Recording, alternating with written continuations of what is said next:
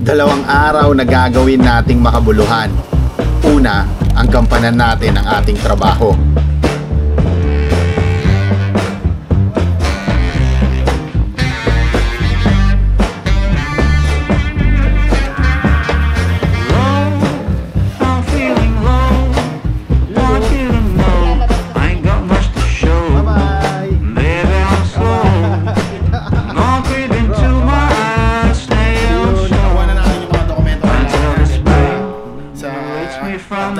Pangalawa, ang mag-enjoy sa biyahe. Dumaan na rin tayo dito sa sa Cavitex, Manila bound. Pakabit na rin tayo ng RFID para papunta natin ng Norte. Kaya tuloy-tuloy.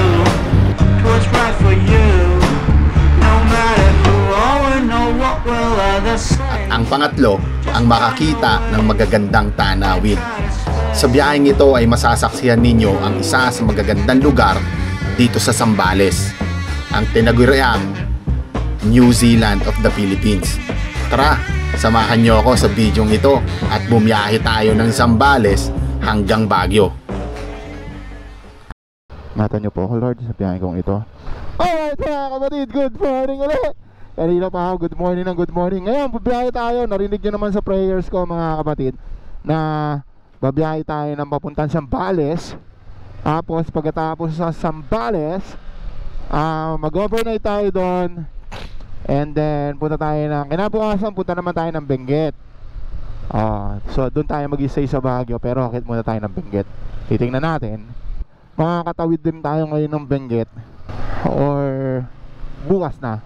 Bala ko sana doon na rin mag-overnight kasi mukhang wala namang masyadong ganap na pwede kong gawin sa Zambales unless puntahan natin yung kaibigan natin na si Martin, yung ating foreigner na kaibigan na all support sa ating mga activities. Uy, ba't ganito ang aking lens? Malabo. Ayun, diba? Or puntahan natin yung pinsang ko sa Olongapo kasi malapit na yun dun eh. Matagal-tagal na rin kami hindi nakita ng mga yun. Malabo yung lens ko. Lahat ng biyahe natin ito is related sa aking trabaho, which is good mga kapatid, diba?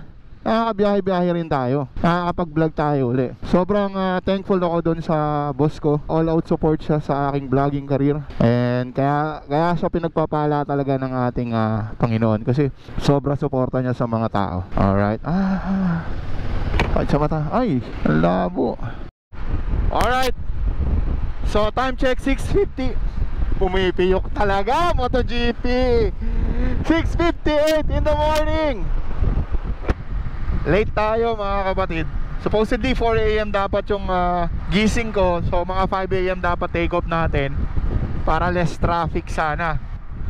Kaso alas 5 nag-alarm yung phone ko. Sa kadahilanan, dalawa yung alarm ko, 4 AM and 5 AM. Medyo late na rin kasi tayo natulog kagabi for the preparation ng biyahing to. Ayun, 5 AM yung doon tayo nagising. Baka mamaya yung alarm ko pinatay ng anak ko kasi yung phone ko naka-charge malapit doon sa anak ko. Ang galing, di ba? Alam niyang may lakad ako, baka anyway, baka lang naman. So ayun, nagising tayo sa 5 AM. Late tayo. Then ito, hinaharap natin yung traffic. Ang traffic. Kasya ba ako dyan? Okay, subukan natin. Naka soft bag naman tayo, hindi naman tayo naka hard bag, hard case. Kailangan natin magpagas. Grabe. Pati skyway na ito, traffic for sure. Alright, LX na mga kapatid. Kanina pa, kailangan ko nag-on ng camera, listening to music. Shoutout sa aking anak na si Aliyah. Maraming salamat sa paglalagay ng Spotify. O diba? Spotify, baka naman. Hindi, kasi para sa mga ganitong long ride hindi tayo mainip. Especially madalas solo ride tayo palagi. Ito na lang yung magiging libangan natin. Gamit tayo intercom. Sana makabili uli tayo ng intercom. Yung maganda yung sound para yung mga ganitong biyahe solid yung biyahe natin, di ba? Yung bumabayo pa yun. So ito, makalansing yung gamit natin ngayon. Pero importante meron kang communication, especially pag may kailangan kang tawagan o may tumawag sa yung importante. So isa sa mga kailangan din natin yung meron dito, ano ba yun, yung parang navigation system. Yung ganyan, yung rin siya, Android din siya. So kung sa mga sasakyan, yung mga head unit, ganon, nag-release na rin para sa mga motorcycle. The first one na nag-release ng ganyan is yung Chigi. Ang ganda ng quality nun. Pero may mga naglabasan na maganda na rin talaga yung quality, pero in a cheaper price, 'di ba? Good sa tayo sa mga ganon. So hopefully makapag-ipon din tayo para sa ganon. And hindi na rin tayo gagamit ng ganitong phone holder. Doon na lahat, pati yung text messages mo, calls mo, navigation map mo, lahat nandiyan na sa harapan mo. And waterproof na rin yung mga ganon. So looking forward na soon makabili na tayo ng mga ganong equipments para every biyahe natin convenient yung magiging ano natin, takbuhan natin, di ba?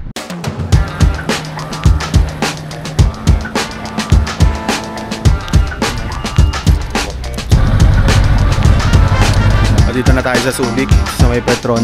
May Nike store dito. Time check, 9:05 in the morning. TR na ako. Alam nyo na kung bakit. Bili lang tayo ng inumin.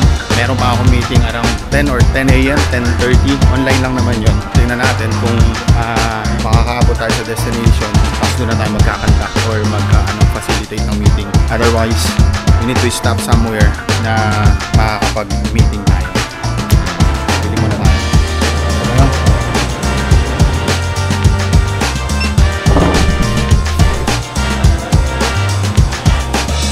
So mga kapatid, tulad ng binanggit ko sa inyo kanina, itong lakad na to is all related sa trabaho. So naisisingit lang natin yung biyahe, yung pagbablog na ganito, sinasamantala na lang din natin. Diba? So ngayon, currently, nakikipag-coordinate ako sa mga project site and teams para Monday ngayon. So kailangan natin subot yung mga transaction natin with the teams. So yun lang. To Subic, Iowa. 47, we still have 13 minutes after yan ng 10 a.m. Kung sakaling mag-start yung meeting ng 10 a.m. sakto tayo according sa calculation Google Maps. Noted, ma'am, noted. Yun. Thank you, ma'am. Thank you, Ma'am Allen. Noted naman lahat. So, Ma'am Da, ayaw na magsalita. Oh. Sino po next? Ako na nga pipili.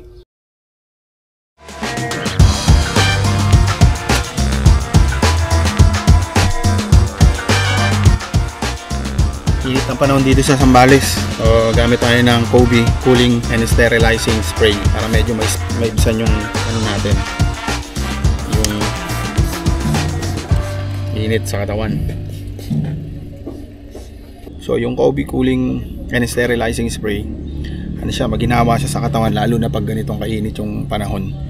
Pag in-spray mo siya, wag lang direct sa balat ninyo kasi baka ma-trigger yung mga ano ninyo, yung mga allergies nyo, etc. So kailangan mas okay na sa katawan lang kasi sa damit lang. Dun kasi tataos na rin yung lamig, mararamdaman nyo na siya. Tapos maginhawa siya sa katawan. So bumili ako nito kasi nakapadalas laging nasa site tayo and sobrang init. Hindi naman tayo nagpupunta ng gabi o nang walang araw sa mga site. Kaya medyo ito less na madampihan tayo ng init ng araw. Hindi tayo ganoon ka agad mangingitim, di ba? Although nag-sunblock tayo kahit papaano. Tingnan natin. Dito rin bro ang way natin. Pag kunyari papuntang site, dito rin ang paganyan. Daan rin dyan Mapanuepe. Ha? Ano yung daan? May daan na dyan Mapanuepe? Yan na. Talaga? Dito na pala ako mag-start, no? So kasi ina-advise nila ako since nandito na ako sa saan ba to? Castillejos, no? Ano na to? San Marcelino. Tama, ang Mapanuepe ata San Marcelino, di ba? So dito na tayo dadaan papuntang Mapanuepe Lake.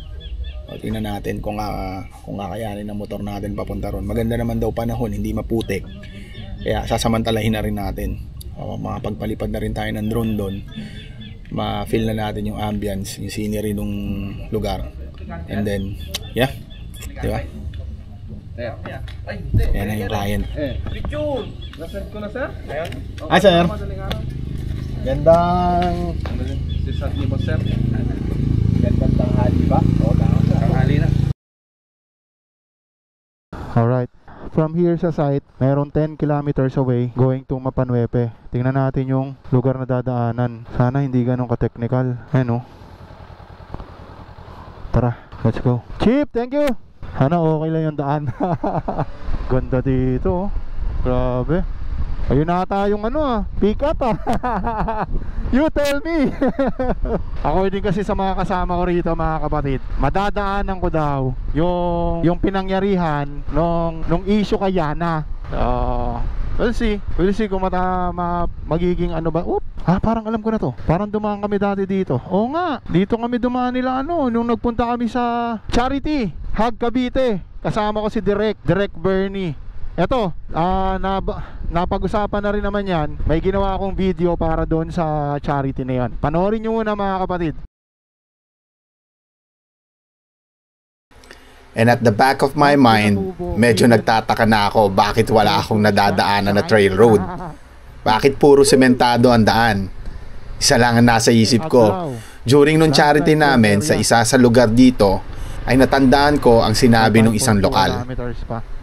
Sir, malapit pa dito yung New Zealand na tinatawag? Oh, yes sir. Meron daan doon sa kabila at meron din naman dito sa amin. Medyo naging kampante ako na tama pa rin ang direksyon na tinatahak ko. Pero eto na. So 550 meters na lang. Nandun na tayo sa pinakababa na ito. Tara. Mapanuepe Lake. Dito ba talaga daanan nun? I mean, dito ba talaga yung pinaka-camping site niya? Diba? Baka mamaya maraming daan papunta ron sa pinaka-lake. Not sure kung dito ba ginagawa yung parang camping site, diba? Wow! O yun doon ata sa kabilang side. Hindi ata dito. Oh, yung camping site nandun. So ito, okay. Ganito lang siya. Welcome to Aglao, Mapanuepe Lake. Okay. Hindi yun yung camping site. Ayang. Parada tayo dito. Hello po. Saan yung mga camping site dito? Doon pa? Anit? Oo nga eh. Saan ang daan nun? Ay, nasa sir. Diba may konkretong daanan? Paganyan sir. Pero dito sir, bangka lang kasi. Oo. Pero mas madali sir kapag bangka. Doon na kayo sir. Kaso lahat ng gamit ko nandito. Actually hindi naman ako mag-i-stay. Ano lang. Oo. Ganun lang. Malayo daan.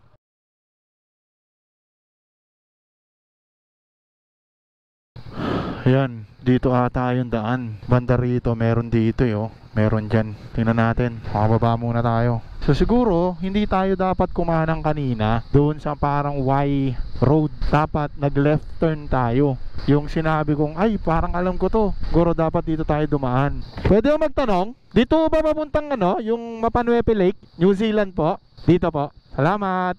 Alright. No, hindi tayo dapat kumanan dito kanina. Pambihira. So this is it. Hindi naman siya ganun kalayuan. So dito yung pangyayari nung kay Yana. You tell me. Saksihan natin. According din sa mga nakasama ko doon, yung mga katrabaho ko, talagang yung daan dito, lalo na yung driver namin, ang daan talaga rito is ganito, lubak-lubak. Kailangan mo talaga dito. Hindi lang yung 2 wheels, pati 4 wheels, talagang umiiwas sa mga lubak. Wow! Lahar pala dito. Dito pala yung, saan kaya yung pinatubo dito? Kasi yung isang katrabaho ko si Dave, nagyaya siya. Sabi niya kapag binigyan na daw sila ni Sir Stephen, ng boss namin, ng NX 500 din, gusto niyang puntahan tong pinatubo daw. Hindi ko alam why, anong meron. Ano bang meron sa pinatubo, mga kapatid? Woohoo! Baba. Wow!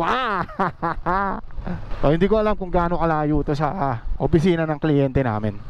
May bridge, may tulay sa ilalim ng tulay. Alam niyo yung kanta na yan, mga kapatid. So I'm not sure kung saan ba ako dadaan, kung dito ba o doon. Saan po papuntang Mapanuepe po? Dito? Yung New Zealand. Pag ganun ho.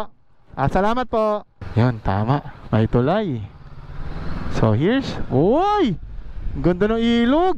Sarap maligo dun ah. Ayan oh. Nakakababa kaya dyan? So saan dito? Ganda ng ilog ah. Saan po papuntang ano, yung New Zealand? Ikot pa ganon? Meron dyan papasok po? Salamat po. Thank you po. Tingnan nga natin kung nasan tayo. So nagtulay tayo. Tatanong na lang tayo. Dito tinubuan kasi yung area na to ng malalumot na ano, o yung green na grass. Kaya binansagan siyang ano, New Zealand of the Philippines. Ayan oh. Ang lawak oh. Sarap. Woo! Woo! Ayun, doon ata. Lumampas tayo, doon ata daan. Napasarap-sarap road. Ayun oh, may kotse doon eh oh. So ito yung ano, ito yung lahar. Uy, mabuhangin, madulas. Op, ya, op. Stop tayo, stop. Hindi ko alam kung paano kontrolin. Malambot yung gulong mga kapatid. Ay, yung ano, yung buhangin. Ayan oh.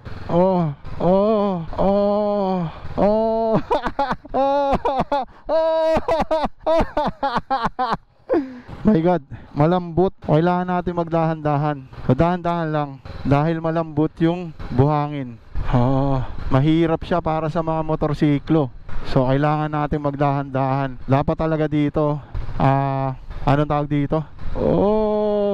Dito tayo daan. Dapat dito anong tawag doon? Pang motocross talaga. So kaya parang may ano dito. Kasi itong part na to medyo matigas kesa dito sa part na yan. Ang daming baka. Saan ba punta natin? Naliligaw na ako Parang maliligaw ako dito Ba't dito ako? Dito tayo dumaan sa may ano. Ano ba tong pinasok ko? Ay, Diyos ko. Uy, lahar na to.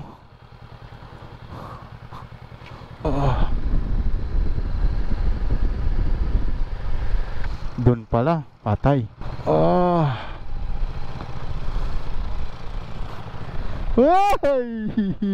May river crossing. Tanda lang tayo. Madulas.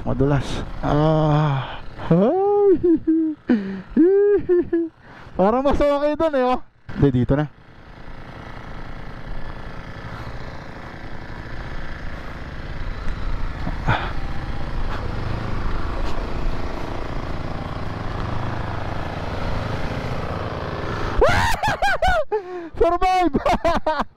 Survive! Adventure to! Lapa! Magalaw yung harapan ko. Hindi ko alam kung bakit Ayan Hindi dahil kaya sa... saan ako dadaan dito?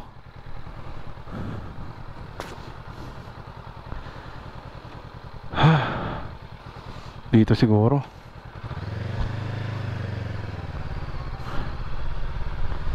Challenging pala talaga tong pagpunta rito sa ano.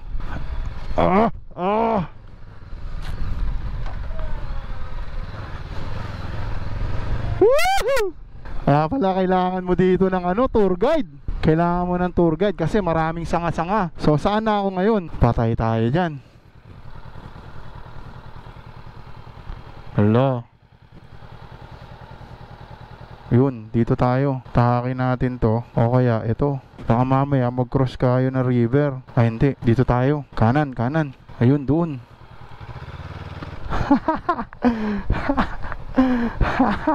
Diyos ko. Ay. Malambot. Makamove lang tayo. Hindi ko pa alam kung tama itong desisyon na ginawa ko. Nag-uumpisa na yung kaba ko mga kapatid So yung sinasabi nung lokal na ay shit, tingnan muna natin to kung passable ba. Baka mamaya hindi.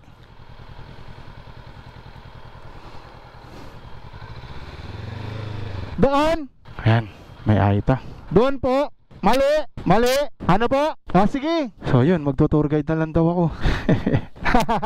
Mali yung tinahanan ko. Hirap na ako. Ako lang. Paano ko ano na ito? Kailangan may humatak sa akin. Pupunta yung mister nyo? Oh, sige. Hindi ko alam eh. Ano lang naman ako. Hindi naman ako magtatagal. Mga 2 oras lang ako. Sige. Oo, sige. Maraming tao? Okay lang siguro. At least may mga kasama ako. Siya susundan ko? Ayun, sige. Kanta ligaw-ligaw na. Dahan-dahan lang, sir. Sila mga sanay na dito yan, oh. Nagagapang na nila yung mga motor nila rito, eh, oh. So doon talaga, wala na pala talagang daan doon, sirana. So dapat pala doon ako dumiretso. Hindi ako kumanan. Lo. Wala, matibay yung ano mo rito. Ano kasi dito, kinakain yung hindi ko makakagat yung yung gulong natin. Kaya dapat dito kaya tayo. O diba? Mas okay dito. Mas matigas yung lupa kaysa dun sa gitna. So dito rin ang bagsak mo. Kailangan dahan-dahan tayo. Dito tayo dumaan kanina eh. Dapat di tayo dyan dumaan. Dapat pala kaliwa.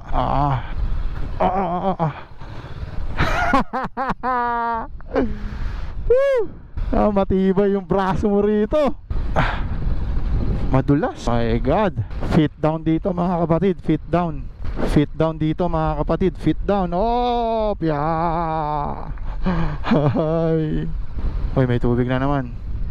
Daming baka. Kaya pala tinawag na New Zealand. Marami baka. So dito mga kapatid, yung mga ganitong adventure bike, yung mga dual sport na tire, I don't recommend. Kailangan mo talaga rito is yung nakapang enduro tire ka. Koto Mines, pwede itong ano na to, itong motor natin, itong tires na to. Pero dito, sa sobrang dami ng buhang, kasi lumulubog yung gulong mo eh. So kailangan mo talaga dito yung kumakapit yung gulong, yung malalaki yung spike para makatagos-tagos ka talaga dito. Good choice lang talaga na naka-enduro sila Yana nung nagpunta rito, La Senator. Buti na lang kamo, merong ano doon, meron tayo nakitang lokal at malayo pa lang Sumeñas na sila. Nagpasabi na yun nga, parang sa iba nga daw yung daan. At eto na nga, feeling ko naman sasamahan pa rin nila tayo palabas kasi baka makaligaw pa rin tayo dito eh. Pero grabe no, paano kaya na-discover itong lugar na to para maging tourist spot siya, no? Guys, comment down below nga kung sino yung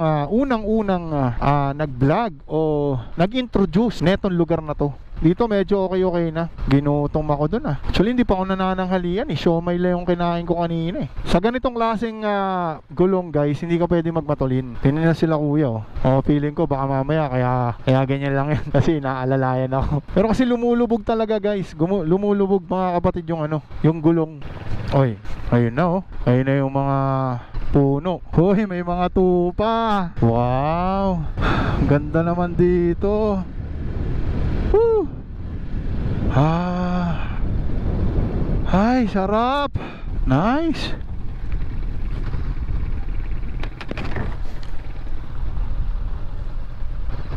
So this is it mga guys. Damapanhuepe Lake o yung sinasabi nilang tawag doon, New Zealand, the Philippines. Grabe yung ligaw ko doon. Solid.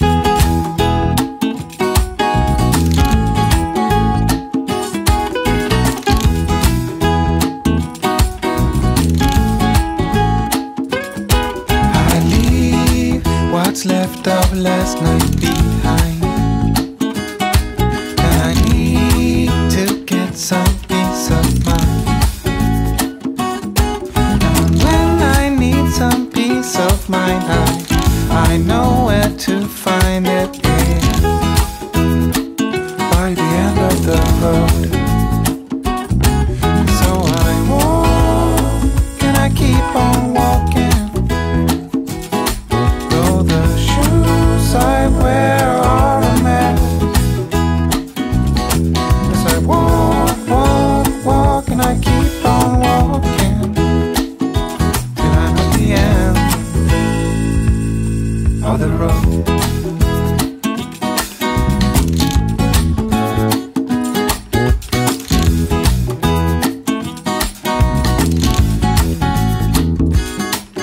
I walk until my feet are hurting, and I need to keep on going further, 'cause I can't keep my mind off things I'd be better off to leave behind. Gotta be careful not to get stuck. And so I walk and I keep on walking. Though the shoes I wear are a mess. As I walk, walk, walk and I keep on walking till I know the end of the road.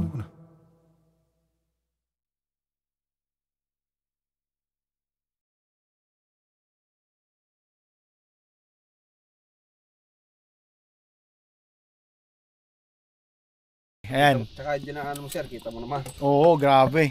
Guys, kali muna kami. Ano pangalan mo, tay? Jimmy? Ikaw, brother? Joseph.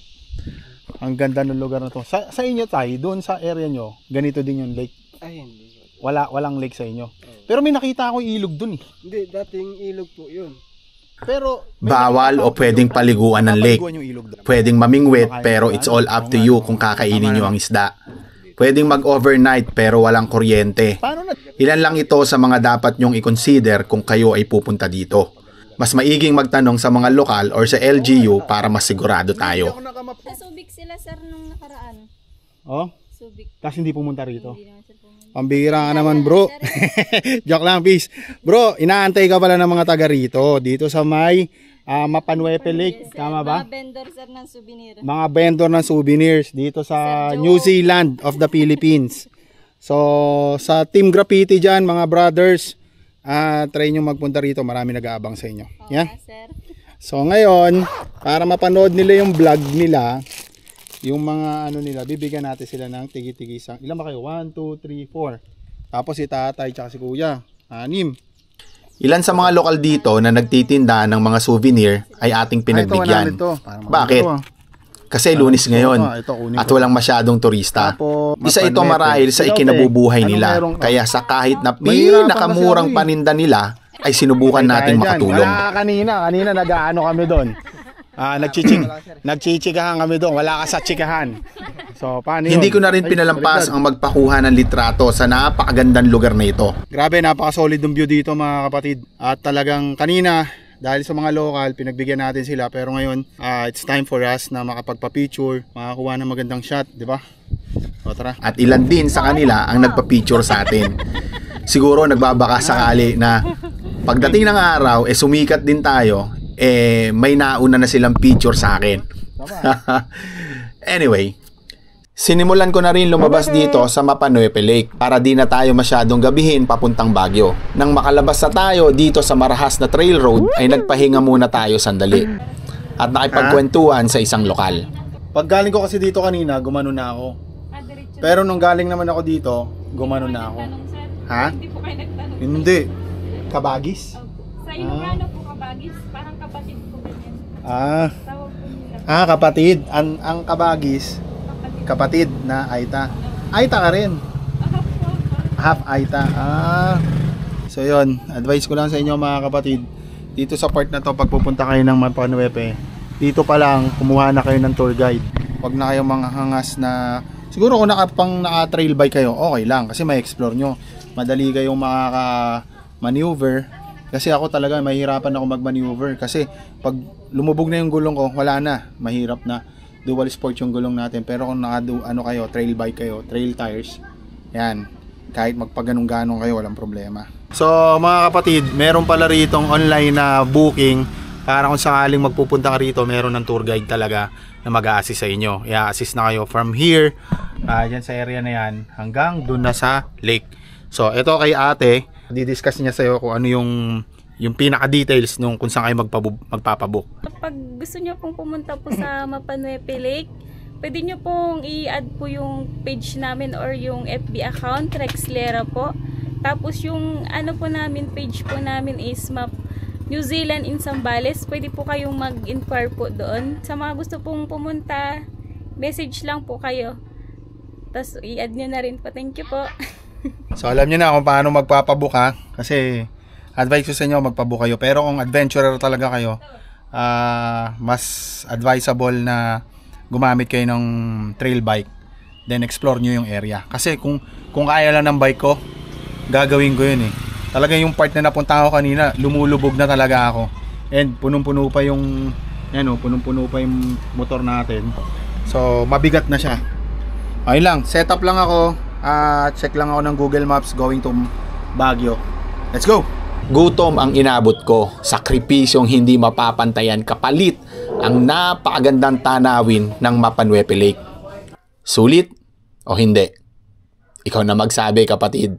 Alright, time check 5:57 ng hapon o ng gabi. Take off na tayo dito sa Castillejos pa rin nata to. Hindi naman tayo lumayo after nung pag-exit natin. So rekta tayong Baguio. Uy, hindi ko na set yung ko. Wait lang, set ko muna. Hindi, dun na. Pag nasa T-Plex na tayo, para hindi sayang sa pwede naman kasi marami ng charge tong phone kong isa. Direction 243 kilometers. Ba't ganun? Kanina 160 something lang to. Kasi siguro via Subic, via T-Plex siguro. Ayan, Castillejos pa nga. Alright, tubig na uli. Takit sa tayo sa Baguio mga kapatid. Wala nang magaganap dito. Tara, let's go.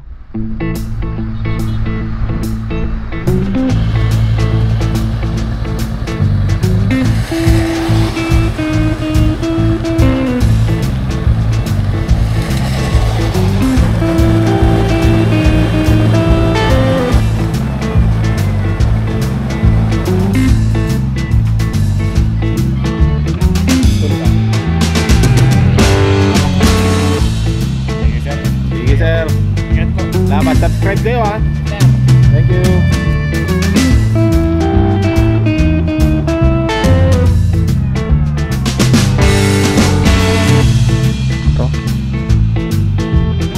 Kung hindi ako nagkakamali mga kapatid, etong Cannon Road, ito yung papunta doon sa Lion's Head. Ano kaya itsura ng Lion's Head kapag gabi? Hindi ko nakapansin, wala na akong gas patay tayo dyan, mayroon pa 23 kilometers to. Huwag lang ako daan dito ng ganito.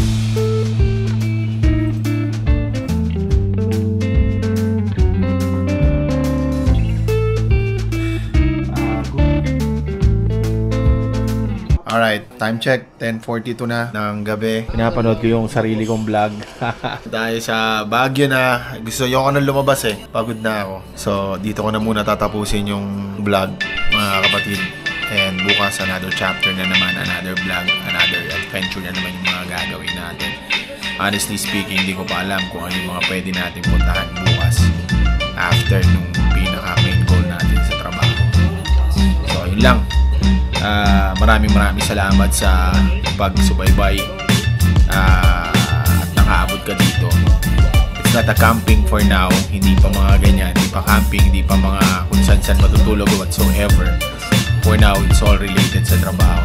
We're so blessed na nakakabiyahe tayo at nagagawa natin din yung mga part na gusto natin sa buhay kasama yung pagtatrabaho natin. Yeah. So, hanggang dito na lang muna mga kapatid. Maraming salamat. Yeah, let's go. Peace out. Bye-bye! Bye-bye! Bro, bye-bye! See you! Ikot pa ganon, adventure mo! Hindi naman ako magtatagal mga